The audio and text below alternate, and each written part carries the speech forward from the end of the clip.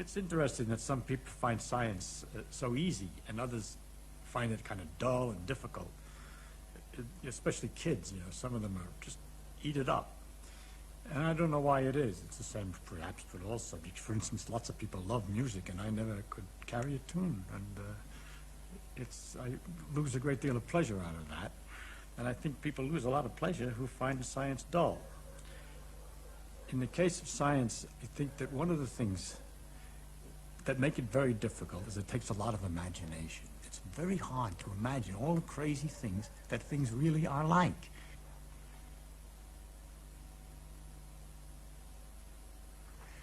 Nothing's really as it seems. We're used to get, hot and cold, and all that hot and cold is the speeds that the atoms are jiggling. If they jiggle more, it corresponds to hotter, and colder is jiggling less. So if you have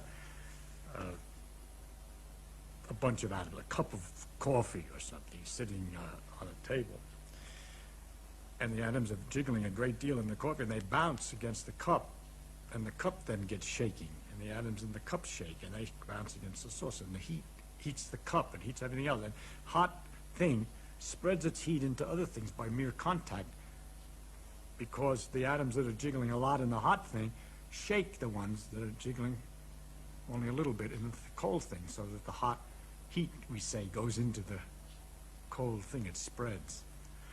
But what's spreading is just jiggle and irregular motions, which is easy to kind of understand. It brings up another thing that's kind of curious. That I say that things jiggle, and if you're used to balls bouncing, they slow up and stop after a while. But we have to imagine with the atoms a perfect elasticity. They never lose any energy. Every time they bounce, they keep on bouncing all the time. They don't lose anything. They're perpetually moving.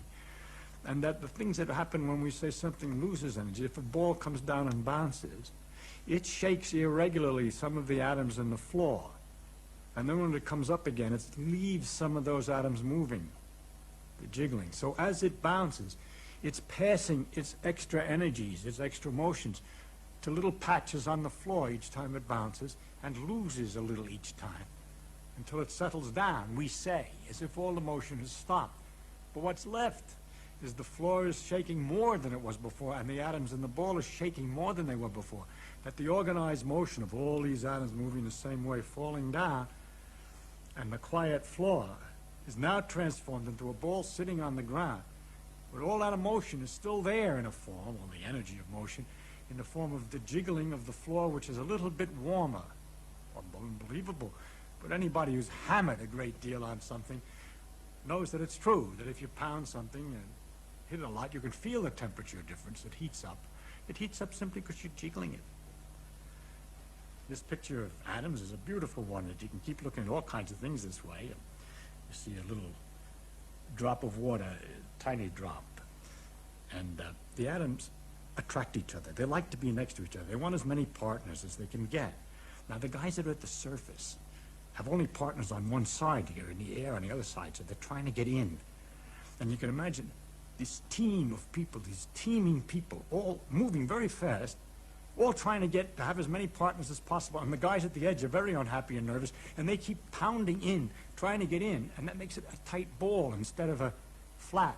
And that's what, surface tension, the way when you realize, when you see how sometimes a water drop sits like this on a table, then you start to imagine why it sits like that, because everybody's trying to get into the water. And at the same time, while all this is happening, there are these atoms that are leaving the surface, and the water drop is slowly disappearing. I find myself trying to imagine all kinds of things all the time, and I get a kick out of it, just like a runner gets a kick out of sweating. I get a kick out of thinking about these things. I can't stop. I mean, I could talk forever. If you cooled off the water so the jiggling is less and less, and it jiggles slower and slower, then the atoms get stuck in place. They like to be with their friend. There's a force of attraction, and they get packed together. They're not rolling over each other. They're in a nice pattern, like oranges in a crate, in a nice organized pattern, all just jiggling in place, but not having enough motion to get loose of their own place and to break the structure down. And that's what I'm describing as a solid. It's ice. It has a structure. If you held the atoms at one end in a certain position, all the rest are lined up in a position sticking out, and it's solid at the end. Whereas if you heat that harder, then they begin to get loose and roll all over each other, and that's the liquid. And if you heat that still harder, and they bounce harder, then they simply bounce apart from each other, and they're just individual, I say atoms, there's really little groups of atoms, molecules, which come flying and hit. And although they have a tendency to stick, they're moving too fast. Their hands don't grab, so to speak, as they pass, and they fly apart again. And this is the gas we call steam. You can get all kinds of understanding. When I was a kid with this air, which I was always interested in, I noticed that when I pumped up my tires in a bicycle, you can learn a lot by having a bicycle. I'd pump up the tires that the pump would get hot. And that also understandable. See, as the pump handle comes down and the atoms are coming up against it and bouncing off, and it's moving in, the ones that are coming off have a bigger speed than the ones that are coming in, so that as it comes down, and each time they collide, it speeds them up. And so they're hotter. When you compress the gas, it heats.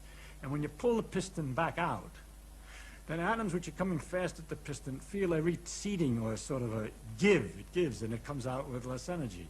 It's like going up against something which is soft and yielding. It goes boom, boom, and it loses. So as you pull the piston out and the atoms are hit, they lose their speed and they cool off. And gases cool when they expand.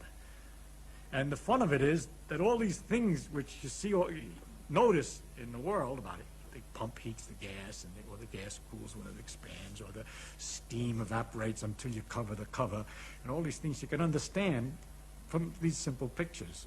And that's kind of a lot of fun to think about. I don't want to take this stuff seriously. I think we should just have fun imagining it, not worry about it.